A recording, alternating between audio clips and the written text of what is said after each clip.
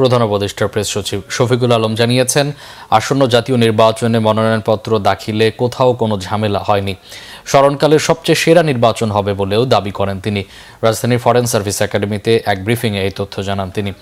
বৃহস্পতিবার উপদেষ্টা পরিষদের বৈঠকে জাতীয় নগর নীতিমালা অধ্যাদেশের খসড়ায় চূড়ান্ত অনুমোদন দেয় উপদেষ্টা পরিষদ। এছাড়া এনআইটি রহিতকরণ অধ্যাদেশের খসড়ার নীতিগত চূড়ান্ত অনুমোদনও দেয় উপদেষ্টা পরিষদ। ফলে ন্যাশনাল ডেটা অথরিটি হচ্ছে না, আগের মতো নির্বাচন কমিশনই এই দায়িত্বে থাকছে।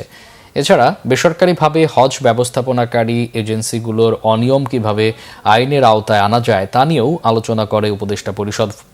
পরে ফরেন সার্ভিস একাডেমিতে সভায় নেওয়া সিদ্ধান্ত নিয়ে ব্রিফিংয়ে প্রধান উপদেষ্টার প্রেস সচিব শফিকুল আলম জানান, জাতীয় নির্বাচনে আসন প্রতি মনোনয়নপত্র দাখিল করেছেন গড়ে ৮ জন। এছাড়া ৫০টির মতো রাজনৈতিক দল নির্বাচনে অংশ নিচ্ছে। গণভোটের বিষয়েও মানুষ অবগত বলে জানান প্রেস সচিব। এছাড়াও প্রাথমিক ও নবম শ্রেণীর ৮০% বেশি এবং ষষ্ঠ ও সপ্তম শ্রেণীর ৬০% বেশি শিক্ষার্থীর হাতে নতুন বই পৌঁছানো সম্ভব হয়েছে বলে জানান। বাকিদের হাতে ১৫ জানুয়ারির মধ্যে নতুন বই পৌঁছে যাবে বলেও সংবাদ সম্মেলনে জানানো হয়।